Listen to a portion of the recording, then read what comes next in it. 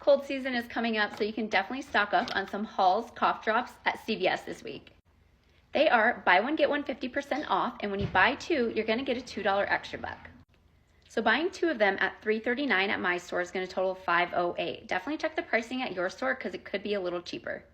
So I'll pay out that $5.08. You can pay with extra bucks if you have them. You'll get back the $2 extra buck. And then you can submit to Ibotta for $1 back, 50 cents on each one, making them just $1.08 each. Happy couponing. I hope you guys can score and make sure you're following me for more.